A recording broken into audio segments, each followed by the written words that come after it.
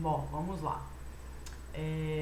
Turma, então, como eu disse, né, anteriormente, a aula de hoje é mais para a gente trabalhar alguns conceitos que a gente viu na aula de cinesiologia e como a gente deve fazer uma análise de algum movimento quando a gente está pensando na descrição deste movimento, principalmente, né? Porque esse que é o objetivo principal da cinesiologia. A gente conseguir fazer uma análise de como o movimento ocorre, né, das principais causas desse movimento. Então a gente precisa pensar em algumas coisas, né, ou a gente precisa tentar entender algumas coisas para que a gente possa fazer a análise cinesiológica do que a gente quer analisar, né? Normalmente, dentro da educação física, a gente acaba por sempre, né, analisar, ou o objetivo quase sempre nosso é analisar movimentos esportivos, né? Porque a nossa área ela envolve aí a prática esportiva propriamente dita.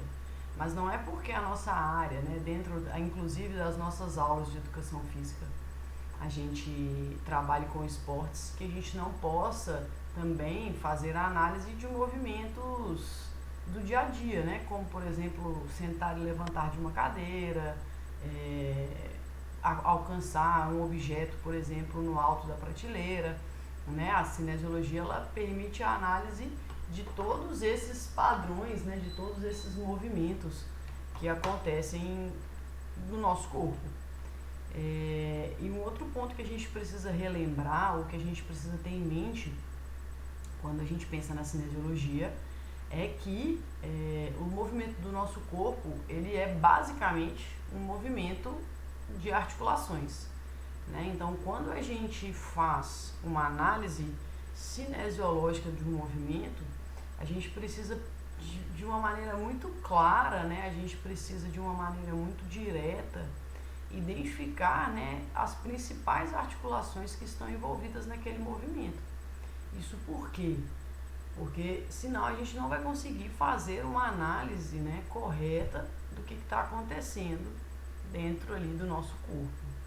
Então, por mais que a gente faça deslocamentos, né, pensando aí em mudança de posição de uma situação para outra, quando a gente pensa numa análise cinesiológica efetiva, vamos assim dizer, para a educação física, é muito mais importante que a gente tenha em mente quais são as articulações que estão se movendo no nosso corpo para causar esse movimento do que o movimento geral propriamente dito, né? Então, por isso que dentro da cinesiologia a gente precisa conhecer bem, né, os possíveis movimentos articulares, que aí é um conhecimento que a gente traz, né, lá da anatomia.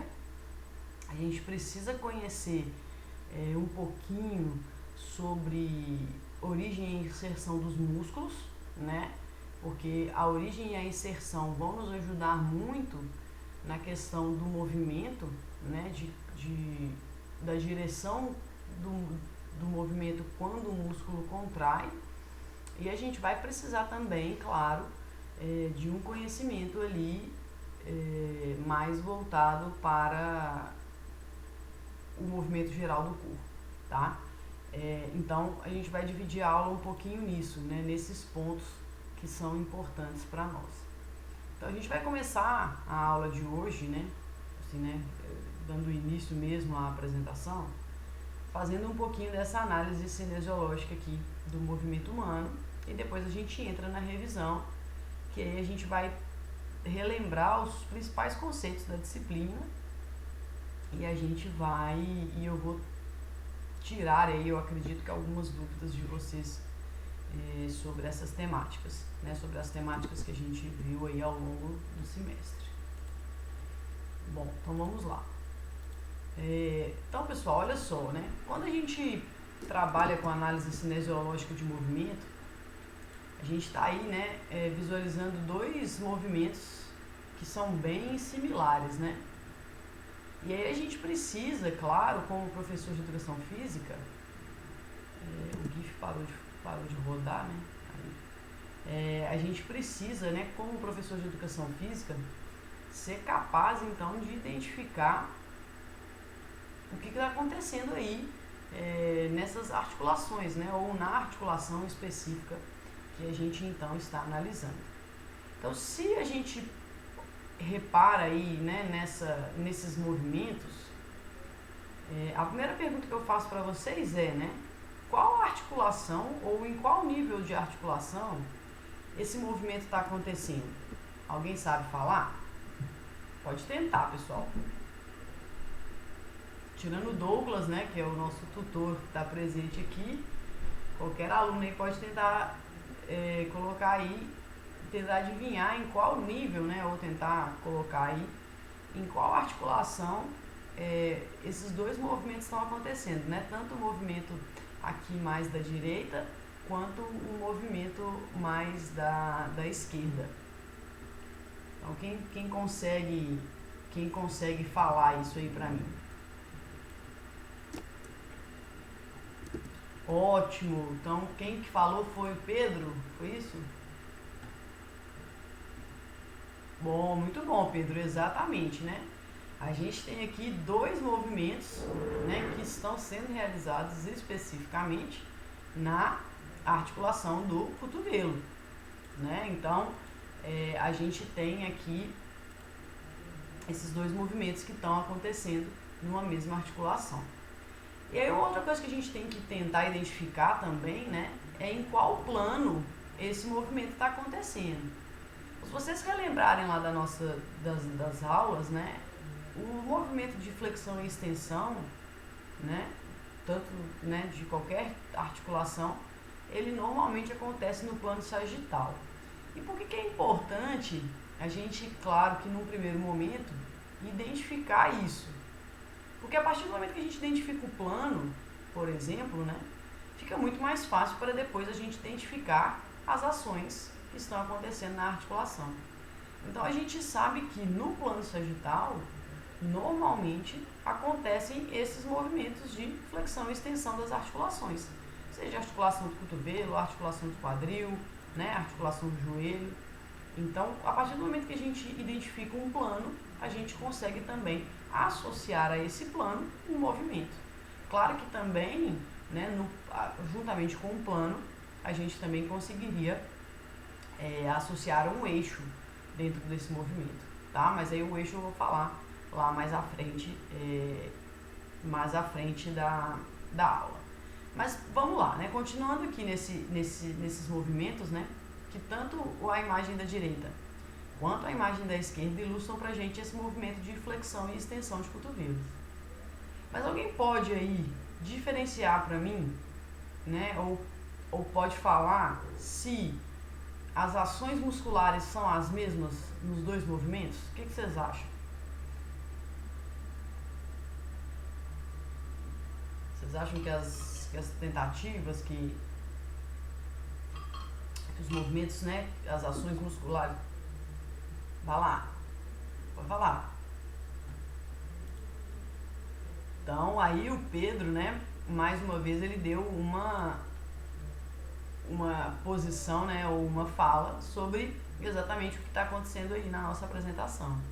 Então, por mais que o movimento articular seja o mesmo, a gente já consegue identificar que em determinados momentos um grupo muscular atua e em um determinado momento outro grupo muscular atua.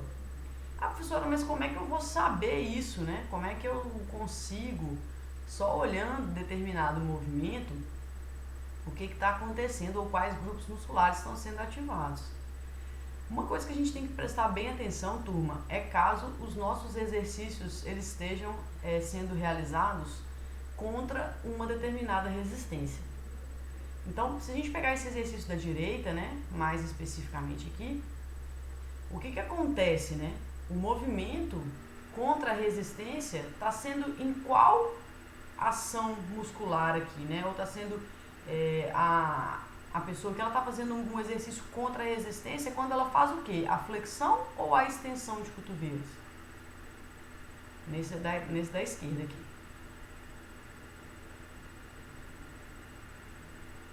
Pode falar, pessoal. É para você. Da Isso. flexão do cotovelo, né? Ótimo, exatamente. O Almin também colocou aqui no chat. Então, nessa primeira imagem, a gente consegue perceber que ela faz um movimento contra uma resistência quando ela está fazendo um movimento de flexão. Ao contrário, né, dessa imagem da direita, que o nosso aluno, né, vamos assim dizer, ele vai estar fazendo um movimento contra a resistência no momento em que ele faz a extensão do cotovelo. Então isso também já mostra pra gente uma possível diferença nas ações musculares. Então quando a gente faz um exercício, né, contra a resistência, a gente tem que pensar muito nisso, né? Para onde a resistência dificulta o meu movimento, né? Como que a resistência está ali impedindo ou resistindo o meu movimento de aproximação articular ou de afastamento articular. Então isso vai ser muito importante também para a gente identificar quais músculos estão sendo ativos em determinado momento.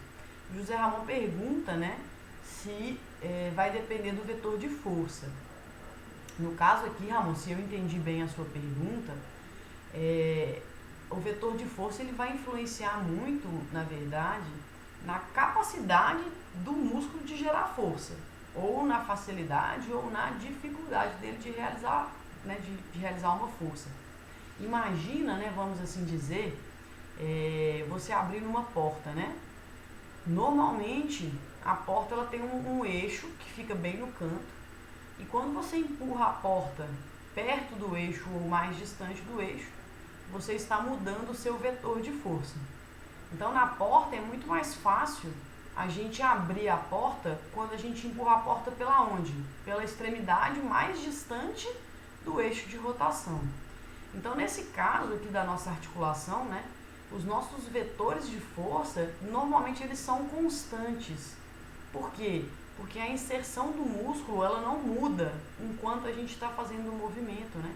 Então a gente não consegue muito mudar ali o nosso vetor de força, principalmente por conta da inserção do músculo, né? Se a gente for pensar que a nossa força está sendo exercida pela musculatura, né, que a gente vai realizar um movimento, o ponto de inserção é fixo nas estruturas ósseas. Então a gente normalmente não consegue alterar essa distância, né, do vetor de força. O que a gente altera normalmente são os vetores de resistência. Então a gente pode aumentar, né, o vetor de resistência dentro de um exercício e aí sim a gente consegue mudar, né, a capacidade de produção de força, né, ou a necessidade de uma maior ou de uma menor produção de força de uma musculatura. Tá? Então normalmente o vetor de força ele não é mudado nos movimentos corporais, tá bom, Ramon? Se era isso que você queria perguntar, se não foi, você depois tenta explicar um pouquinho melhor a sua dúvida, que aí a gente vai tirando. Uma coisa que talvez possa te confundir com essa questão do vetor de força é que os nossos músculos, né, como eles normalmente não são, a sua inserção normalmente não é reta, ela normalmente não tem ângulo de 90 graus, né, dentro das estruturas ósseas, existem pontos, né, por exemplo aqui no exercício de flexão de cotovelo, né, possivelmente é mais fácil de você manter uma contração quando o seu cotovelo está, por exemplo, a 90 graus, do que quando ele está a 180, porque isso muda, de novo, esses braços, principalmente o braço de resistência. E a nossa musculatura, ela tem pontos que são pontos ótimos de geração de força que variam de acordo com a angulação também da nossa articulação. Então isso assim é difícil de eu te especificar, né, qual é o ponto de cada musculatura, porque isso a gente tem que realmente estudar, eu não sei todos, né? Mas por exemplo, o cotovelo aí, o exercício de cotovelo, principalmente no de flexão, é muito mais fácil a gente continuar o movimento depois que a gente está ali em torno de 30 graus de flexão do que começar o movimento com o cotovelo completamente estendido, né? Muito por conta do posicionamento dos ossos, né? Que são influenciados pelo o posicionamento dos ossos, que dificulta também um pouquinho o nosso movimento, e também pela capacidade do músculo de gerar força, né? Quando ele está completamente estendido ou não. Bom, fugiu um pouquinho do assunto, mas eu acho que foi válida a pergunta do Ramon, então espero que eu tenha te respondido, tá, Ramon? Se qualquer coisa você continua perguntando. Então, pessoal, identificamos, né, o plano de movimento e os movimentos articulares que estão acontecendo. Então, a partir desse ponto, a gente pode passar para uma próxima etapa, né, que é identificar o tipo de contração muscular que está acontecendo. Então, eu pergunto para vocês, né, quais são as contrações musculares que ocorrem aqui, tanto, né, no movimento de flexão de cotovelo, quanto no movimento de extensão de cotovelo? Quais contrações acontecem aí? O que vocês acham?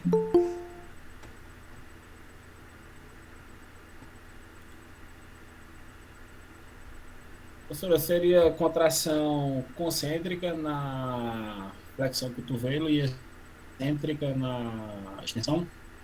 Bom, Pedro, vamos lá. Eu sempre fico na dúvida nessa questão da... Isso, vamos lá. Então, olha só. De certa forma, Pedro, você não está errado não, tá certo? Por quê? Nos dois exercícios, a gente vai ter tanto a contração concêntrica quanto a excêntrica. Então, aí o José Ramon falou isso no chat, exatamente, acontecem os dois. Por quê, né? O que acontece? Depois que a gente identificou o movimento, a gente tem que pensar assim. Então, movimentos normalmente concêntricos, né? São aqueles movimentos em que o nosso músculo ele encurta, ou seja, né, que ele está fazendo a força, vamos assim dizer. Então, sempre que vocês pensarem em concêntrico, pensem nisso. O meu músculo ele está encurtando, o meu músculo ele está contraindo ativamente. Então, nesse caso aqui, na imagem da direita, eu tenho um movimento concêntrico de quê? De flexão de cotovelo. Já na minha imagem da esquerda, eu tenho um movimento concêntrico de extensão de cotovelo. Então, nos dois exercícios, né, mesmo sendo para musculaturas diferentes, eu tenho as ações excêntricas. Eu tenho as ações concêntricas. Mas, é claro que eu também tenho ações excêntricas. E aí, como é que a gente vai identificar, né, pessoal, essa questão das ações excêntricas? Normalmente, a ação concêntrica, ela deveria ser uma ação ativa do músculo, certo? Então, o músculo ele tem que contrair para que a ação concêntrica aconteça. Já na ação excêntrica, qual que é a ideia da ação excêntrica, né? A ação excêntrica é uma ideia de que o meu músculo, inicialmente, ele está contraído e na ação excêntrica, ele vai se manter contraído, mas ele vai voltar à sua posição inicial. Então, ele mantém ali uma contração, mas a ideia é que durante a contração excêntrica, ele volte ali para o seu posicionamento, ou ele sofra uma distensão, ou seja, um alongamento, tá? A professora, distensão é uma lesão? Não, porque o músculo ele distende, né? Ele se alonga. Então, durante a fase excêntrica, turma, a ideia é que realmente a nossa musculatura ela fique mais comprida durante uma ação excêntrica. Então, no caso, Pedro, tanto a figura da esquerda quanto a figura da direita também tem uma ação excêntrica. No caso da figura aqui da direita, a ação excêntrica ela vai ser exatamente o movimento de extensão do cotovelo. Enquanto na imagem aqui da direita, ele vai ser uma ação excêntrica que vai acontecer a flexão do cotovelo. Então, toda ação excêntrica, toda ação concêntrica, para que o nosso músculo volte para a posição inicial, tem que haver ou uma ação excêntrica dessa musculatura ou uma ação concêntrica da musculatura contralateral. Então, nesse caso aqui, ó, da imagem da direita, a gente tem um movimento concêntrico de flexão de cotovelo, ou seja, né, uma ação concêntrica dos flexores do cotovelo, e esses mesmos flexores do cotovelo sofrem depois, durante o movimento de extensão, uma ação excêntrica. Ah, professora, por que não é, então, uma ação concêntrica dos extensores do cotovelo? Porque se a gente faz uma ação excêntrica dos extensores, certo?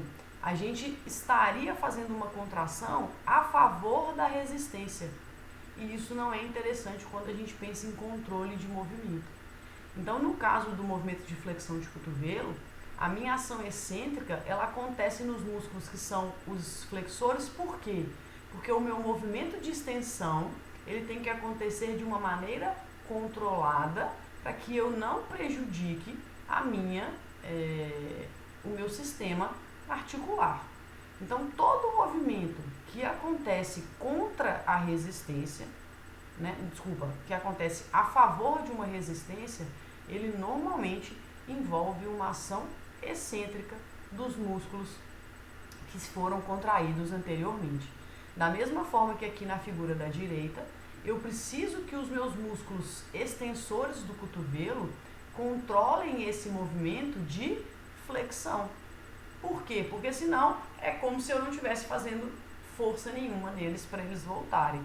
Então, toda ação concêntrica normalmente tem associada a ela uma ação excêntrica dos mesmos grupamentos musculares, principalmente quando a gente trabalha contra resistências. Professora, existem situações nas quais a gente vai fazer movimentos concêntricos e concêntricos? Sim, pessoal, existe essa possibilidade, na qual a gente faz, por exemplo, um movimento de extensão de cotovelo concêntrico e de flexão de cotovelo concêntrico, dentro de uma mesma cadeia de movimentos, né? Mas isso vai depender muito, claro, do equipamento que a gente está utilizando, né? Da situação que a gente está vivenciando. Por exemplo, né, quando a gente pensa em exercício em piscina, não sei se vocês já pensaram aí, já vivenciaram essa situação com esse pensamento, né? Se a gente faz um movimento de abrir e fechar os braços na água, tanto para fechar os braços quanto para abrir, a gente faz força, certo? Então, normalmente, quando a gente pensa, por exemplo, em aulas de hidroginástica, a gente trabalha com contrações ou formas de contrações concêntricas e concêntricas, né? Mas na musculação, normalmente nas nossas aulas de educação física, a gente vai ter sempre a combinação de ações musculares concêntricas e excêntricas. Mas o que está acontecendo ali, complementando a informação, com os músculos? A gente pensou no cotovelo, certo? Mas a gente não tem uma musculatura no nosso antebraço que controla o movimento dos dedos? A gente tem essa musculatura, não tem? Se a gente tem essa musculatura e os nossos dedos, né, ali especificamente olhando as imagens, são mantidos fechados o tempo todo, também está acontecendo um outro tipo de contração. Qual que é? Vocês conseguem falar?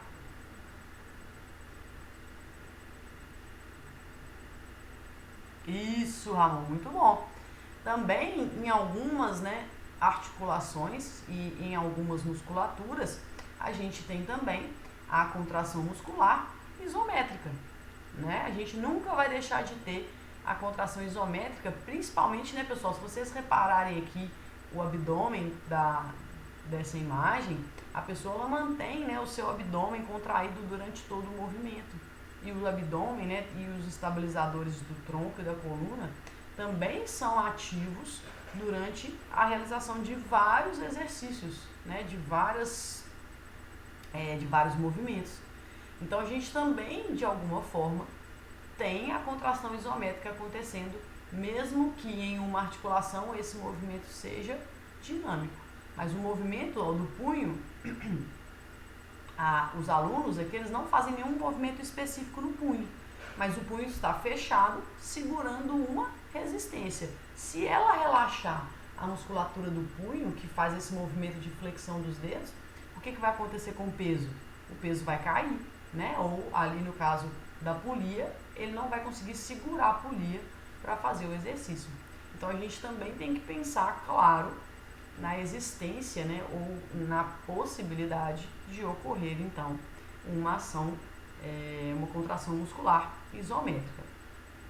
Lembrando que na contração muscular isométrica, né, o músculo ele se contrai, mas ele nem encurta e nem se alonga, ele mantém ali o mesmo comprimento. Então, se a gente for olhar a olho nu, né, vamos assim dizer, aparentemente o músculo ele não está, ele não se contrai, né, vamos assim dizer, porque quando ele contrai a gente espera um movimento muscular ali, o que não acontece quando a gente está trabalhando, então, com uma contração isométrica. Pessoal, até aí tudo bem? Vocês estão conseguindo acompanhar? Tá tranquilo?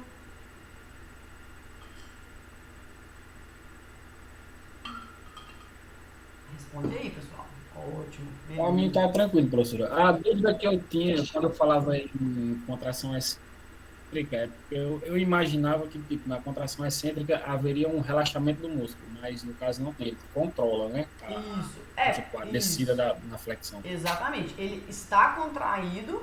Pronto, era aí onde eu me perdi. Isso. No excêntrico ele continua contraído, mas ele sofre um alongamento. Porque o que vai acontecer, né? Se você relaxar totalmente, o seu braço ele vai estender de uma vez, né? O que não é interessante, claro, para o controle aí dos nossos movimentos. Então, pensa nisso. O excêntrico não é o relaxamento, e sim é um alongamento do músculo enquanto ele está contraído. E, pessoal, depois que a gente identificou, então, os tipos de ação, né, dos músculos ou os tipos de contração, a gente precisa, então, identificar quais são os músculos responsáveis pela realização desse movimento. Então, por exemplo, né, no caso da flexão de cotovelo, a gente tem como os principais músculos responsáveis, né, o bíceps braquial, o braquial e o braquiorradial, que são os motores primários desse movimento. E a gente tem como motores secundários, né, ou músculos auxiliares, o pronador redondo, que fica aí na região do antebraço, os flexores do carpo e o palmar longo. Na segunda imagem, então, a extensão é excêntrica.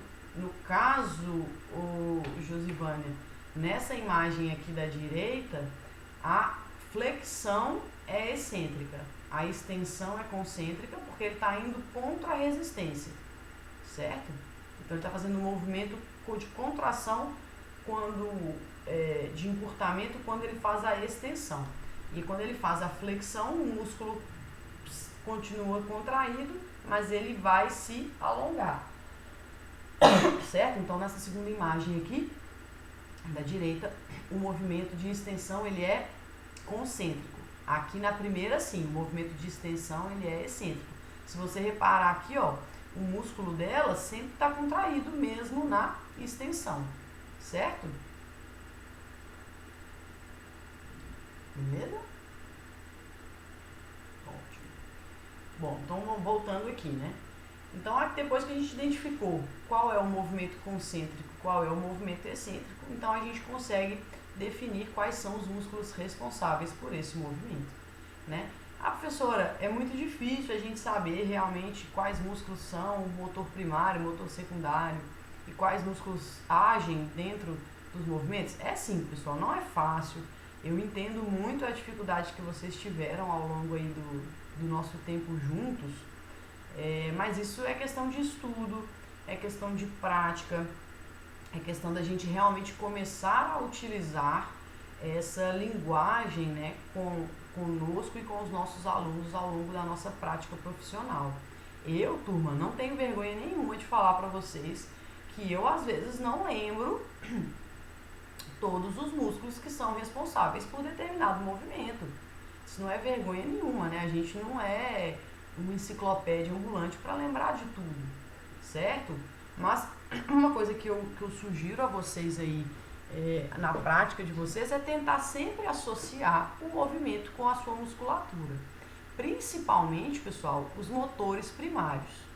Porque os motores primários, eles que são os principais responsáveis pela execução do movimento articular.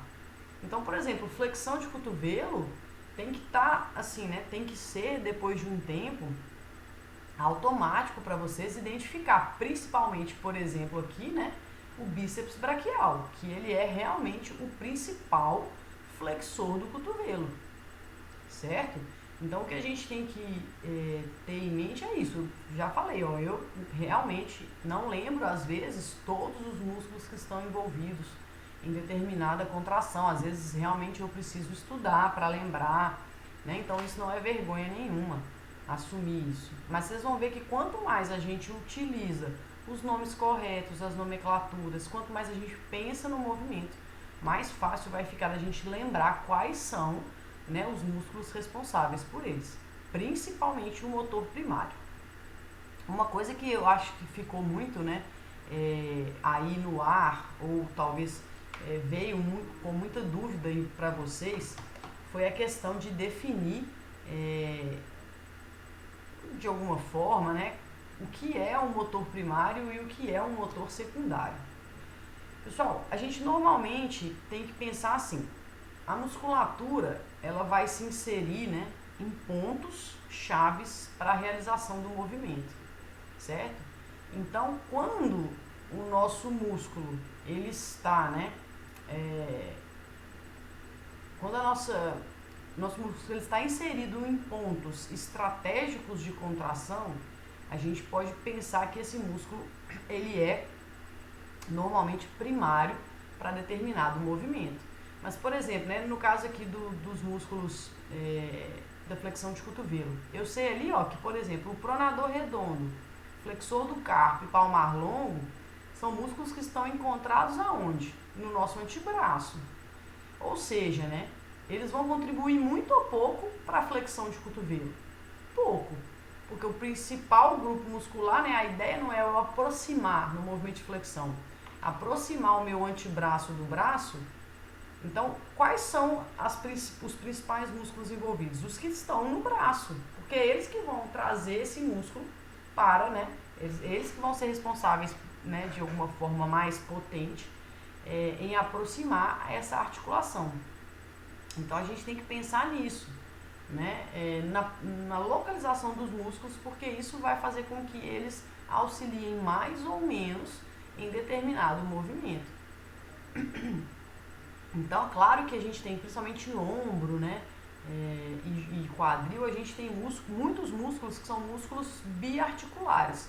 Toda vez que um músculo ele é biarticular, ele vai nos auxiliar em duas ações diferentes, certo? Numa articulação que a gente fala mais proximal e numa articulação mais distal. Então, a gente precisa ver qual porção é maior para determinado movimento, né? Para a gente saber se ele é um motor primário ou um motor secundário. Turma, de novo, eu também não sei todos quais são primários ou quais são secundários também, né? Isso depende aí de muito estudo e muita prática ao longo dos anos. Então, o fato de vocês terem ficado com dúvida, de vocês terem que pesquisar, vocês tiveram que correr atrás dessa informação, faz parte do processo, né? Tá sim, Josivânia, assim que acabar, eu não sei se eu consigo disponibilizar ela hoje, mas no mais tardar amanhã ela já vai estar lá na plataforma, tá bom?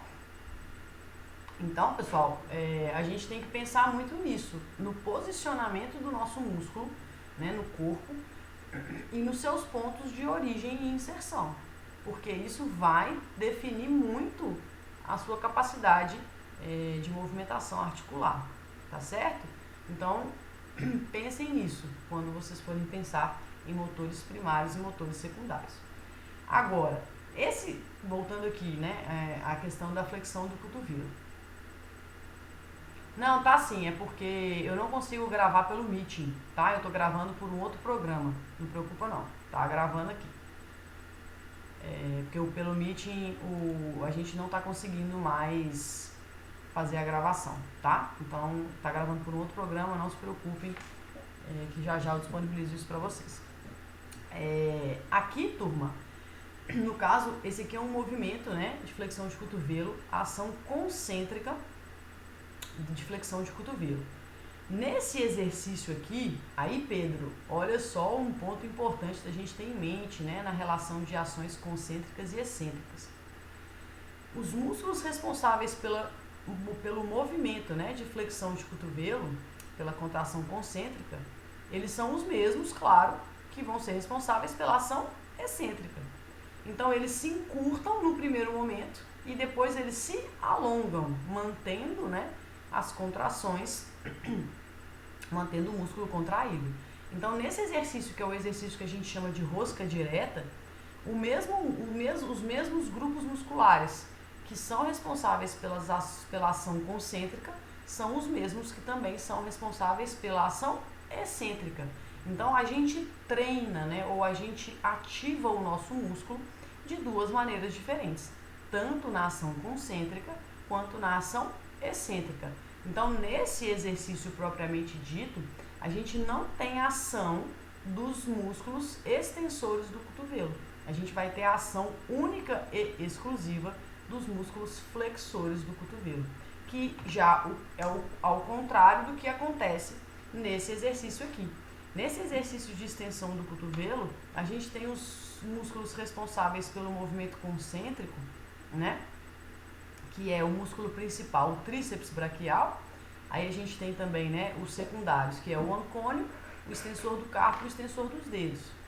Então, esses músculos aqui são responsáveis tanto pela ação concêntrica, que vai gerar a extensão do cotovelo, quanto pela ação excêntrica, que vai gerar a flexão do cotovelo no segundo momento.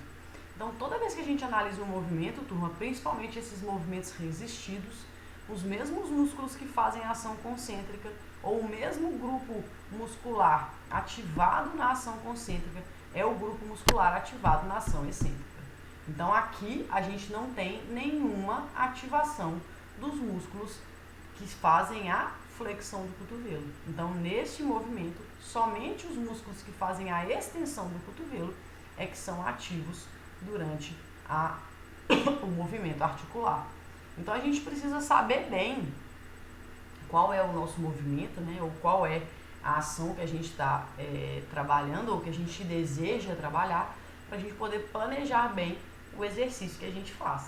Claro que isso aqui, né, esses dois exemplos que eu trouxe para vocês são exemplos muito simples, porque a gente tem uma carga constante, uma carga fixa, que a gente vai fazer o movimento de uma articulação apenas. Mas e quando a gente chega em movimentos mais complexos, né? Por exemplo, aqui, ó, nesse caso, esse movimento ele vai ser um movimento de flexão e extensão de cotovelo. Mas aqui a gente não tem uma carga externa propriamente dita, certo? Como a gente não tem uma carga externa propriamente dita, o antebraço do nosso corpo, ele vai ser responsável por gerar essa carga. Então, aqui, né, nesse exemplo, a gente vai contrair tanto os flexores quanto os extensores do cotovelo.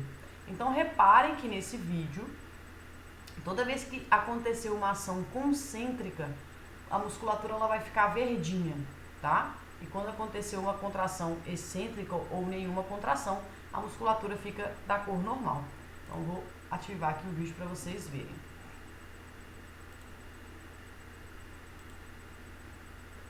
Vou pôr ele bem devagar para vocês identificarem aqui o movimento. Então, reparem que quando faz o movimento de flexão, o músculo que está na parte da frente ativa. Já na extensão, o músculo da parte de trás que vai ser ativado. Por que que isso acontece? Porque aqui a gente não tem nenhuma carga externa que vai facilitar esse movimento de extensão. Então, se a gente não contrai, né, a musculatura posterior aqui do braço, o músculo ele realmente não vai, a articulação ela não vai estender. Então, a flexão e a extensão do cotovelo. Reparem, né, que a musculatura que está presente aqui no antebraço, que é responsável principalmente pelos movimentos de rotação do antebraço, também são ativas, tanto na flexão quanto na extensão de cotovelo. Vou voltar aqui mais um pouquinho só para vocês visualizarem novamente.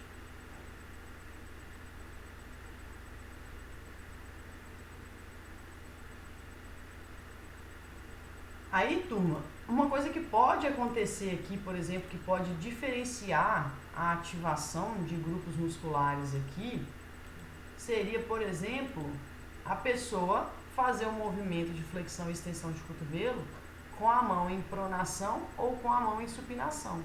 Porque isso vai alterar o quê? Principalmente os músculos que estão aqui no antebraço. Porque a partir do momento que eu faço esse movimento, que eu faço o movimento de flexão de cotovelo com o meu braço, por exemplo, em pronação, né, que é a palma da mão para baixo, essa musculatura aqui, ela já vai estar inicialmente contraída, ou seja, ela vai contribuir um pouquinho menos aonde? No movimento de flexão do cotovelo. E aí, possivelmente, o meu músculo ele vai ter que fazer um pouquinho mais de força, né, para atuar, né, o motor primário, os motores primários, eles terão que ser mais ativos para realmente conseguir realizar o movimento e vencer a resistência. Então, quando a gente está pensando em movimentos articulares, a gente também tem que pensar que diversos grupos são que biarticulares, né? Eles fazem movimentos em duas articulações diferentes. E esse posicionamento da articulação ele vai facilitar ou dificultar, é claro, o meu movimento, tá bom? Eu coloquei para vocês, pessoal, na plataforma, esse canal do YouTube, para vocês identificarem esses vídeos, tá? Para vocês assistirem esses vídeos. Isso vai ajudar um pouquinho também na hora de fazer a análise dos movimentos, tá? Então aqui eu trouxe um movimento um pouquinho mais complexo, né? Que é o movimento de sentar e levantar, ou algo muito próximo do movimento que a gente teria de agachamento. Então vamos assistir esse vídeo e aí depois a gente faz a análise do movimento, tá? Vou tentar pôr mais devagar aqui.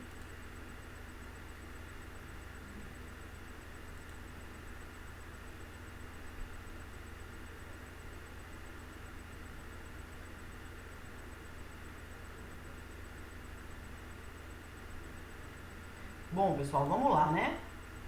Deixa eu voltar aqui. Então, a primeira coisa que a gente precisa ver aqui é quais movimentos articulares estão sendo realizados. Então, vamos lá.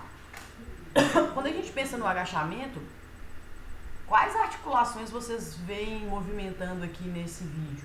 Vamos lá. Aí eu quero que vocês... Isso, flexão do joelho é uma. Qual mais? Quadril. Mas aí, esse movimento de flexão de joelho e quadril, ele é feito quando, ô Ramon? Quando a gente levanta ou quando a gente assenta?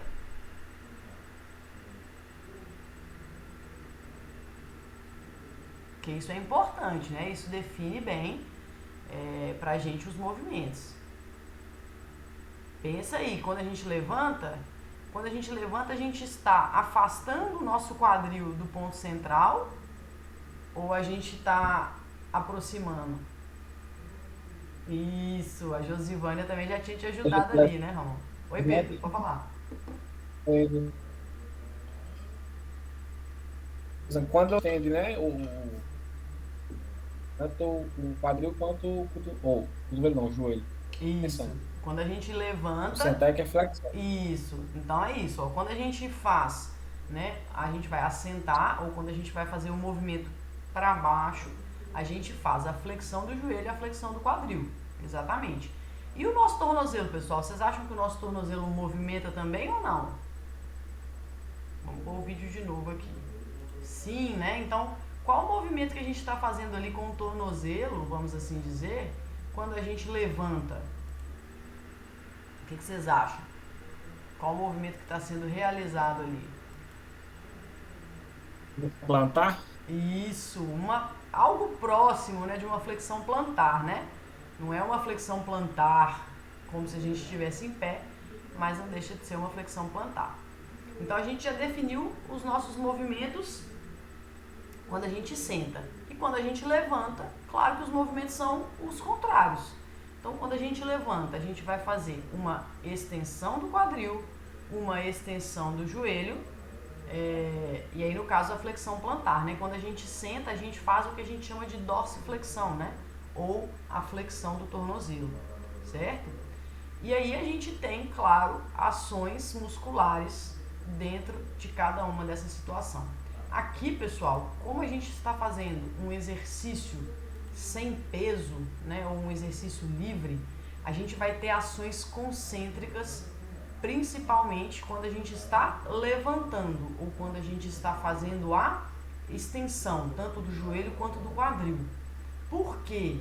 Alguém consegue me explicar? O que vocês acham? De por que aqui no exercício de agachamento a gente só tem ação concêntrica quando a gente faz os movimentos de extensão? O que vocês acham?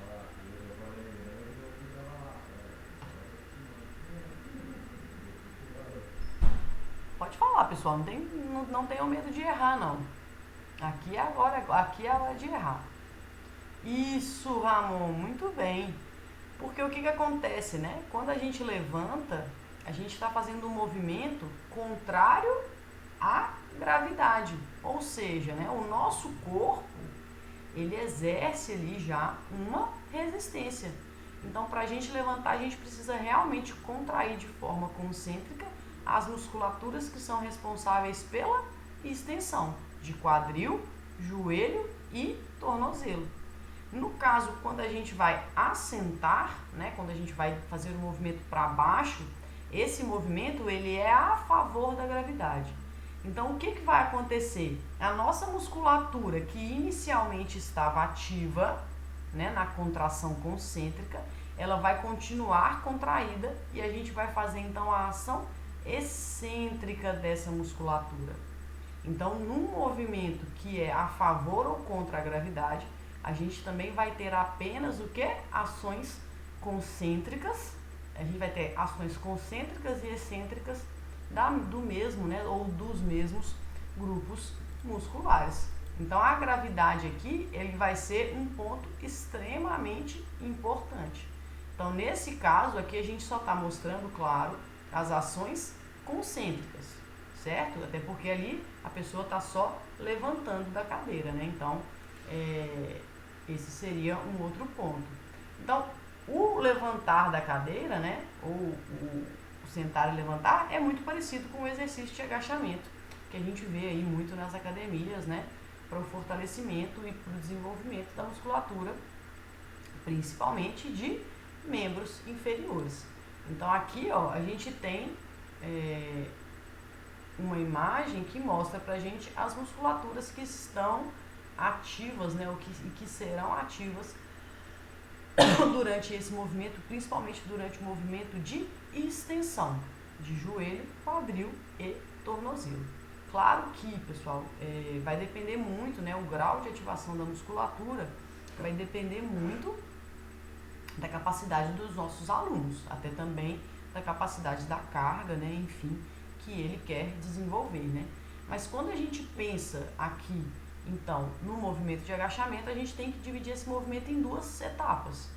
O movimento descendente, que é o movimento excêntrico, ou o movimento a favor da resistência, ou o movimento a favor da gravidade, e o movimento ascendente, que é o nosso movimento, então, concêntrico, que é o nosso movimento contra a gravidade. Então, o Ramon trouxe aí realmente a importância, né, ou o fator que determina pra gente como que a gente vai analisar esse movimento, no caso mais específico aqui, o movimento do agachamento. Então, quando a gente pensa no movimento descendente, então a gente tem a flexão do quadril, que vai acontecer por meio de uma contração excêntrica do bíceps femoral, do músculo semitendinoso e do glúteo máximo, certo?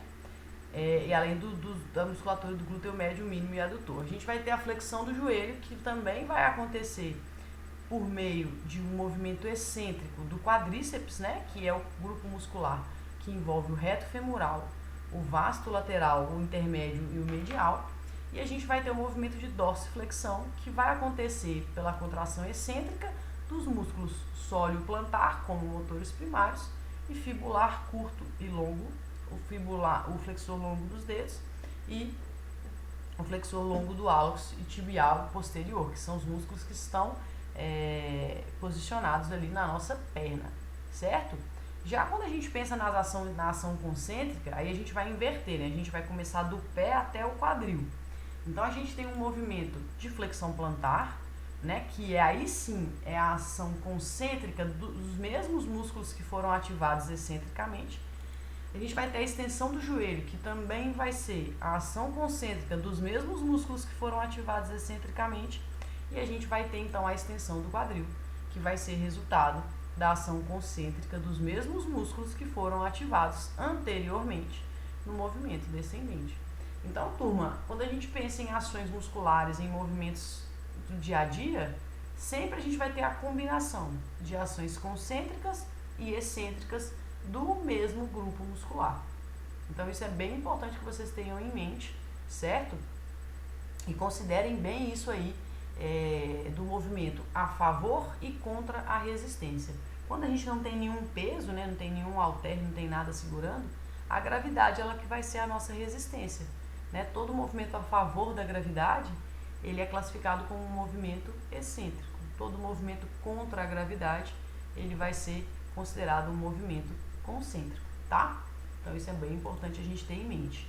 Aí aqui a gente tem outros movimentos, né? Que aí a gente vai ter uma diferença muito importante aqui. Que movimento que está sendo realizado aqui, pessoal? Nas duas imagens, o movimento é o mesmo. Qual o movimento que está sendo realizado aí?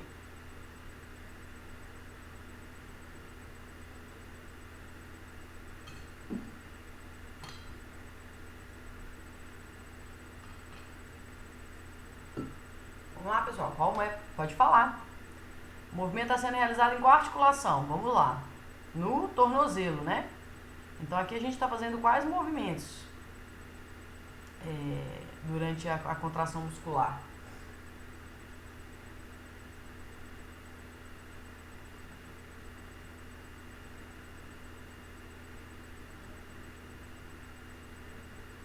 Flexão plantar, professor.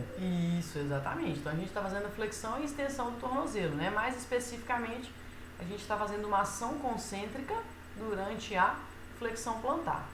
A diferença, né, entre esses dois exercícios é o posicionamento do corpo, né? Em uma, o joelho do indivíduo está flexionado e na outra, o joelho do indivíduo está em extensão. E o que muda, por exemplo, nesse exercício, né?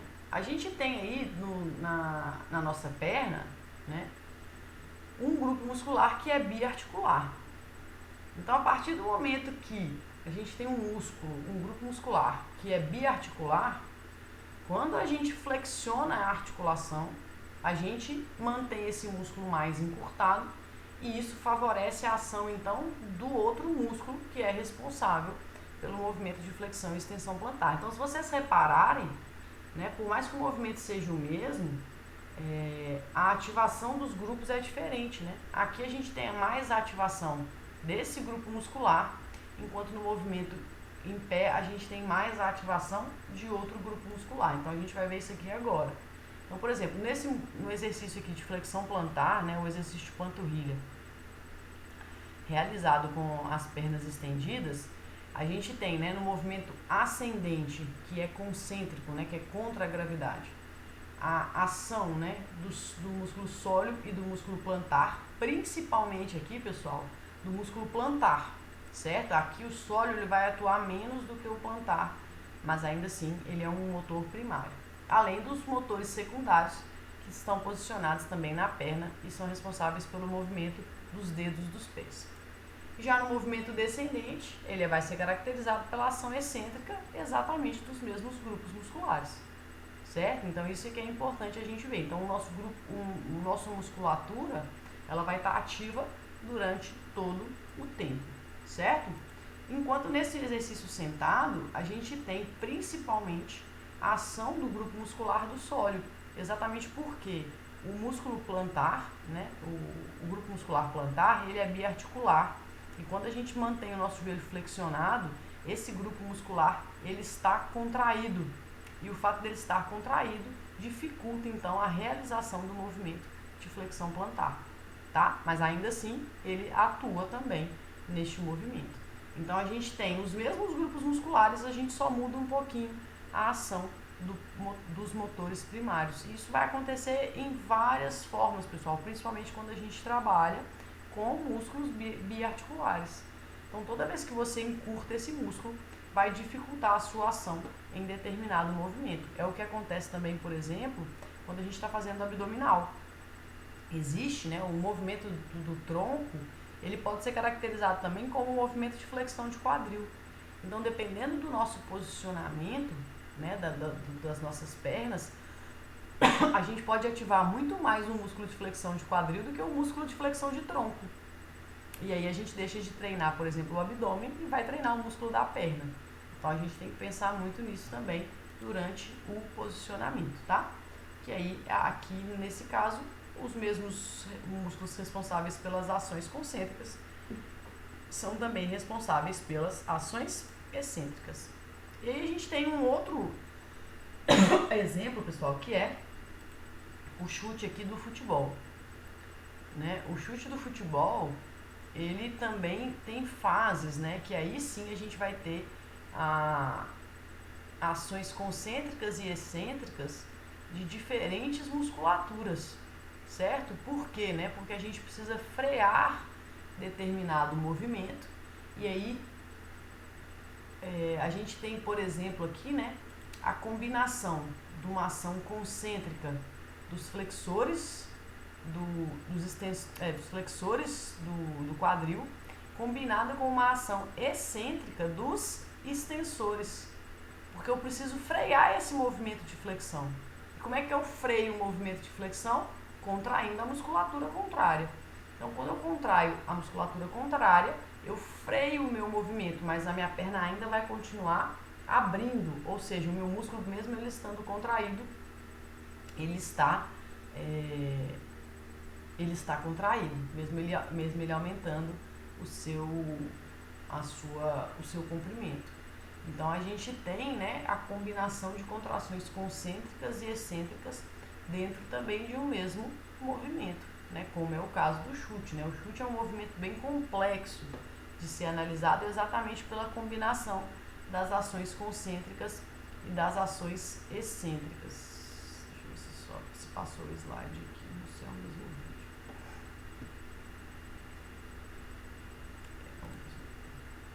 Então a gente ainda pode, né, dividir, por exemplo, o chute em várias fases e aí a gente vai analisar, né, cada fase separadamente. Se a gente observar aqui nesse vídeo, vocês vão ver as ações principalmente concêntricas, né, das musculaturas durante a realização do chute. Deixa eu diminuir um pouquinho aqui a velocidade.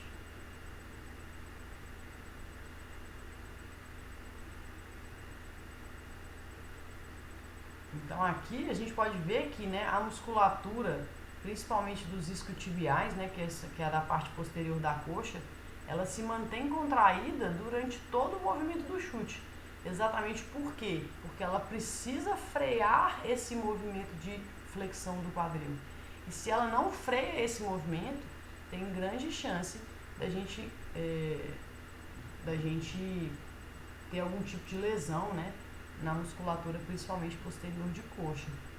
Então, aqui sim a gente tem a combinação de ações concêntricas e excêntricas de grupos musculares diferentes. Claro que em determinado momento as musculaturas elas podem atuar também de maneira concêntrica, né? Mas aqui a gente tem combinações em movimentos complexos de ações concêntricas e excêntricas de musculaturas diferentes. Tá? Então a gente tem que pensar muito nisso, turma. Lembra, a favor e contra a gravidade. Eu preciso desacelerar meu movimento, então eu tenho uma contração excêntrica, né, da musculatura contrária ao meu movimento principal. Então isso a gente tem que ir trabalhando a análise para que a gente possa desenvolver então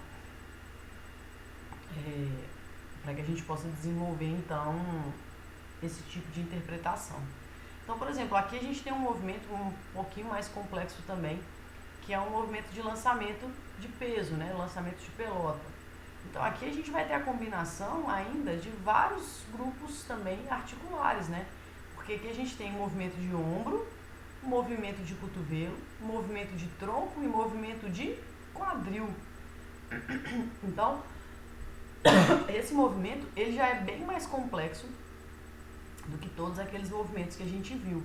Então aqui a gente tem movimentos concêntricos, né, de adução horizontal do ombro, a gente tem movimentos concêntricos de extensão de cotovelo, a gente tem movimentos concêntricos de rotação de tronco e de flexão de quadril.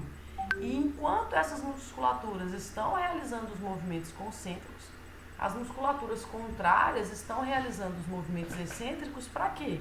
Para frear e controlar o movimento. Então, em movimentos esportivos e em movimentos complexos, a gente sempre vai ter ações concêntricas e excêntricas de musculaturas contrárias para que o movimento possa ser então controlado, senão a gente não vai conseguir controlar o nosso movimento. Aí eu tenho, acho que é essa e mais uma análise, pessoal, de movimento. Aqui a gente tem o movimento de subir escada. Reparem que o movimento ele vai ser dividido em duas etapas, né? Por quê? Porque eu tenho um movimento em que eu preciso posicionar a minha perna, certo? E depois eu tenho um movimento que minha perna está apoiada e eu vou fazer a força para subir a escada. Então aqui a gente tem, né, também diferentes ações concêntricas nas nossas musculaturas que possibilitam então a realização desse movimento. Então, por exemplo, no caso de subir a escada, isso ficou bem pequenininho para vocês, mas depois eu vou disponibilizar o slide também, tá, turma? E vocês podem ver lá. Então, no movimento da perna que está sendo elevada para ser posicionada, por exemplo, no degrau, a gente tem movimentos de flexão de quadril e flexão de joelho, além também do movimento ali do tornozelo, que ele é quase imperceptível, mas a gente tem movimentos. Então, todos os músculos que são responsáveis, tanto pela flexão de quadril quanto pela flexão de joelho, são ativados quando a gente vai posicionar a nossa perna no próximo degrau. Mas quando a gente tem um movimento da perna que está em contato com o solo, a gente tem, né, que é a perna que está fazendo força especificamente para a gente subir a escada, a gente tem ações de extensão de quadril e extensão de joelho. Então, vejam como os movimentos eles são contrários, as ações concêntricas e excêntricas, elas são contrárias em determinado movimento, né, concêntrico e concêntrico. Então, aqui a gente vai deixar de ter uma ação excêntrica específica, né, vamos assim dizer, dos movimentos da perna, para termos ações concêntricas em todos os movimentos. Tá? Então, a gente tem que tentar fazer um pouquinho dessa análise para a gente poder interpretar e entender melhor como o nosso corpo funciona. Então, reparem aqui no exercício de abdominal, que quando o indivíduo realiza um movimento, os músculos do quadril dele também vão ser ativos, exatamente porque o movimento de flexão, ele envolve também um movimento que pode ser muito próximo ao considerado flexão do quadril. Então, se você não posiciona bem o seu tronco e o seu quadril, você corre o risco de, ao fazer esse exercício de flexão de tronco, contrair muito mais o músculo da perna do que o músculo do abdômen. Principalmente quando os músculos aqui do quadril estão muito estendidos, certo? Então, quanto mais você flexiona o seu joelho, o seu quadril, melhor você vai ser capaz de ativar, então, os músculos do abdômen, tá? Então, nesse movimento, a gente tem... Oi, alguém quer falar? Pessoal, pode falar. Sobre esse movimento que ativa ainda alguns músculos do quadril. Mas quando tem pessoas que quando fazem ele um pouco errado, sentem a coluna também. Sabia explicar o porquê? Aí, possivelmente, Danton,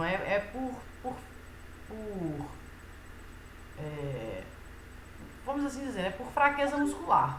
A pessoa ela deveria ativar os músculos de flexão de tronco, daí ela acaba não ativando os músculos de flexão de tronco, que seria principalmente o reto abdominal e os oblíquos, né? E aí ela vai ativar a musculatura estabilizadora da coluna, que não é o ideal nesse movimento de flexão de tronco, tá?